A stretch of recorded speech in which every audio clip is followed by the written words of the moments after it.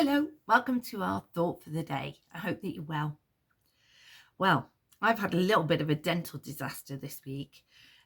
Many years ago, when I was helping my dad up on the farm, I got kicked in the mouth by a calf and it killed one of my teeth. And I ended up having to replace it with a false tooth. Well, last weekend we had some friends over and we're having a barbecue and I bit on something hard and broke my tooth. So I'm feeling a little bit self-conscious about it, and I'm an upfront kind of gal, so I thought I'd tell you about it in case you noticed and wondered what was going on. So let's move on. I thought this week we would look at something that I use with my young people when we're having a look at the Bible. And we use something called the emoji method. And we use this to help us ask questions about what we're studying in the Bible and to help us go a little bit deeper and think about it a little bit more. So the first emoji is the light bulb wearing the sunglasses. And the question that relates to that is, what shines out to us in this passage? What might God want me to be noticing?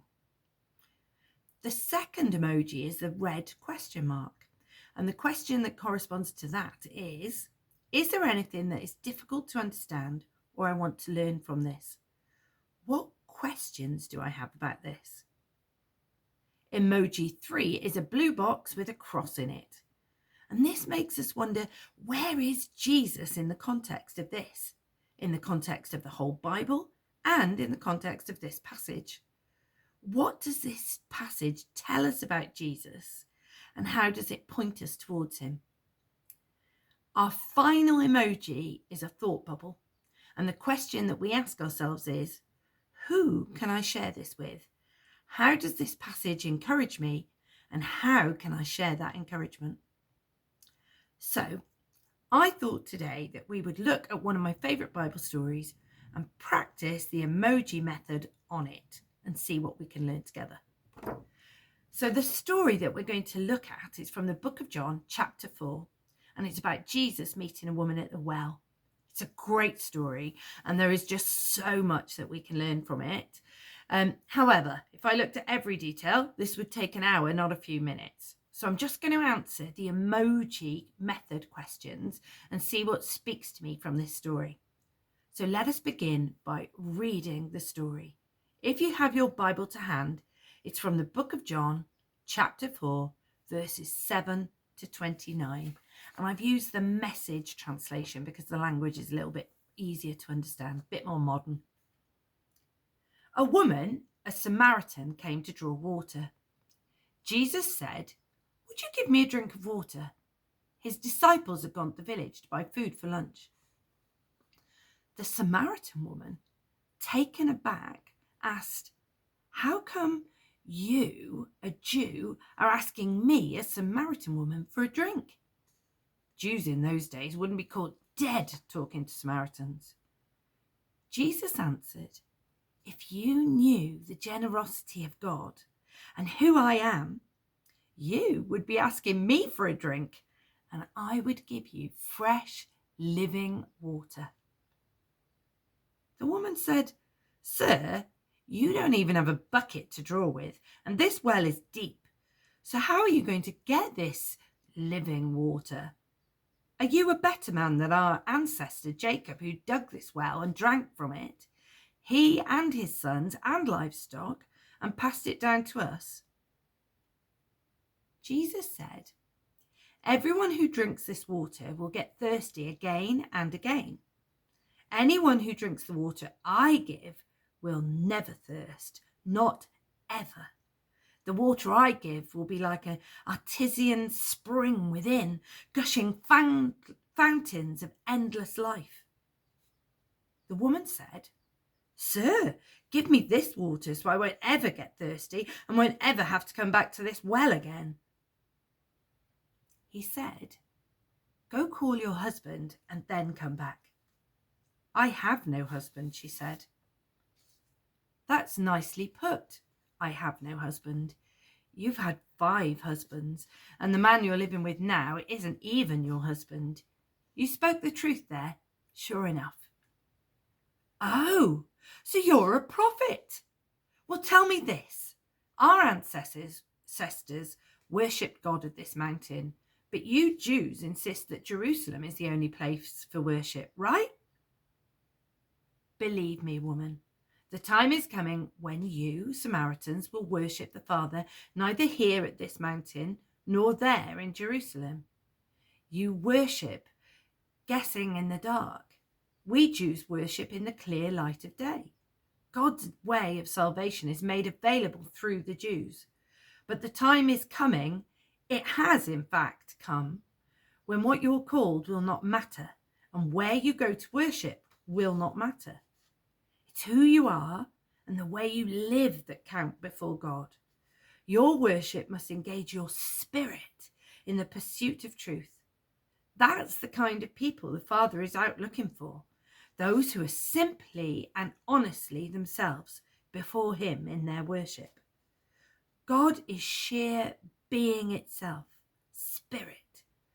Those who worship him must do it out of their very being, their spirits, their true selves in adoration. The woman said, I don't know about that.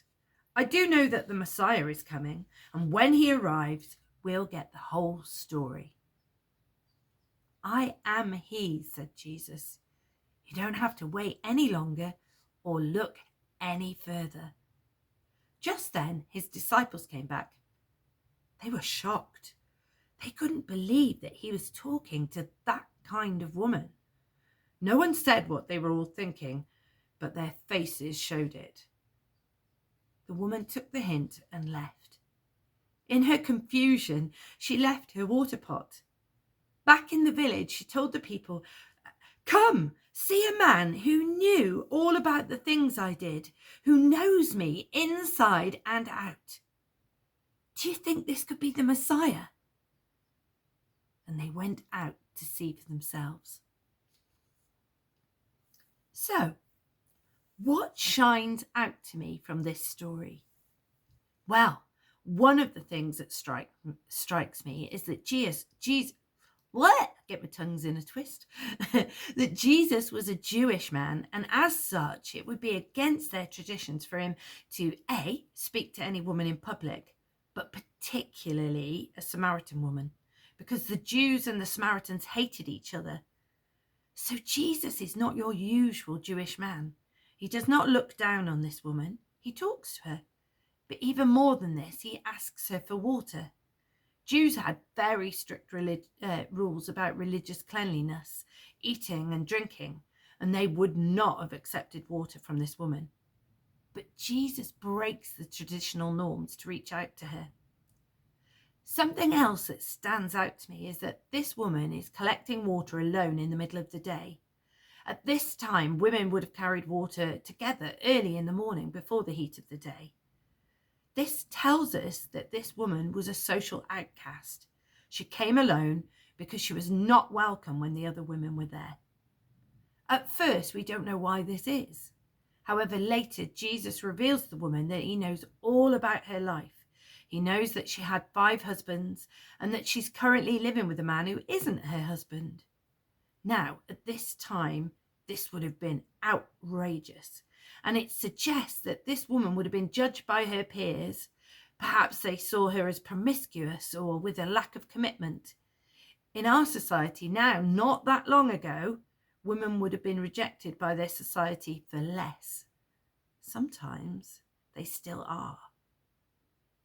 What really stands out to me from this passage is that this woman, this social outcast, rejected by society and not a Jew, but a Samaritan enemy, this woman was who Jesus chose to announce to the world that he was the Messiah.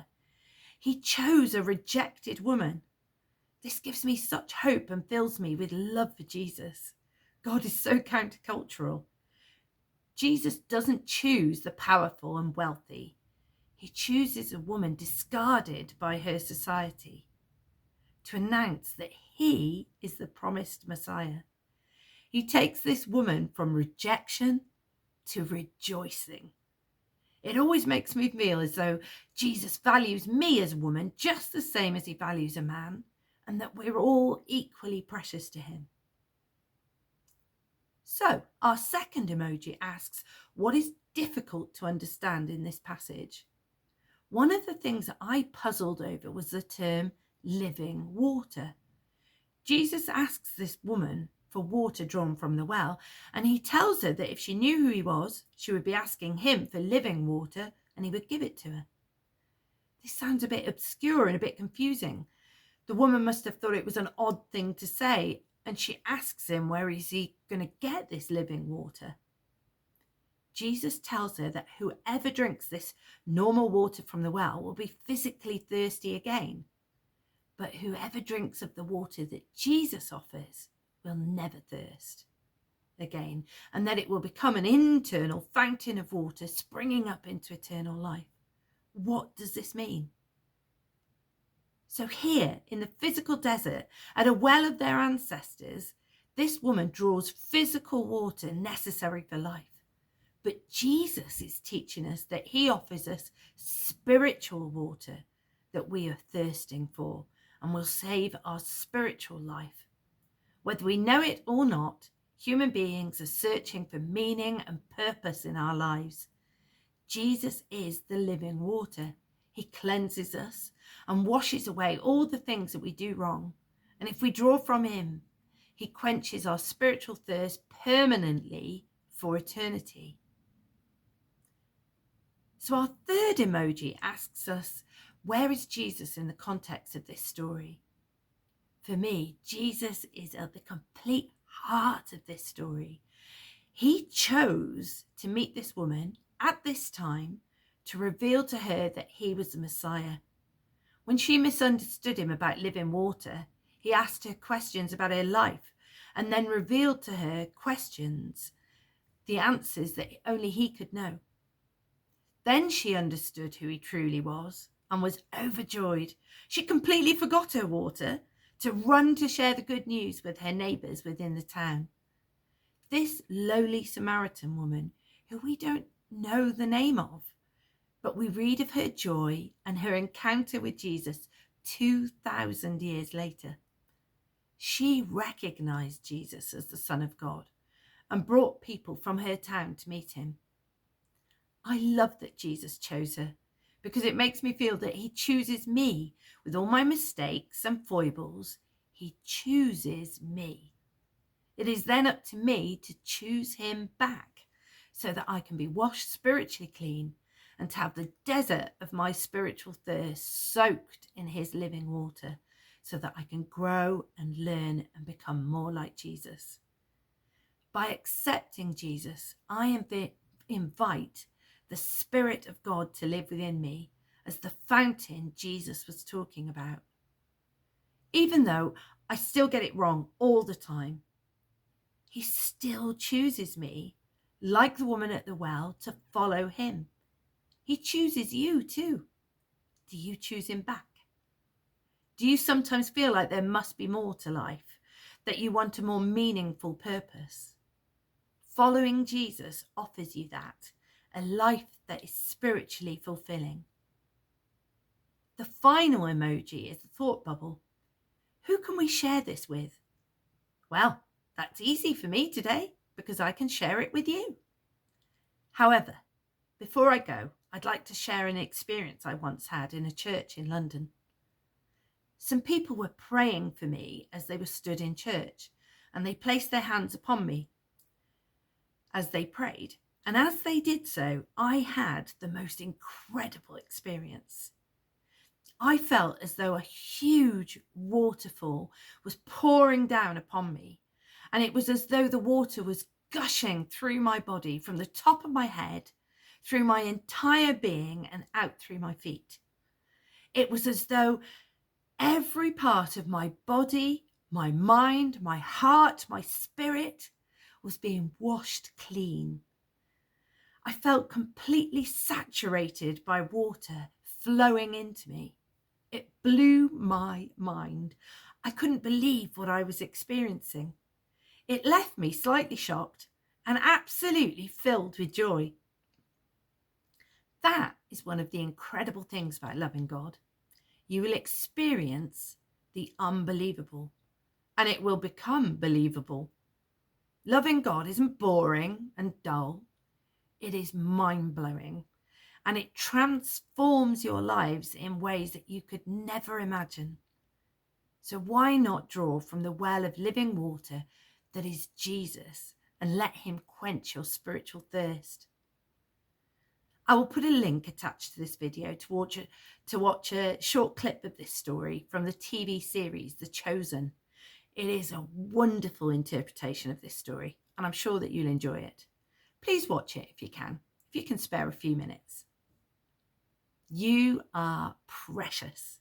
You are loved, and you are chosen. Thanks for watching. See you next time. Bye-bye.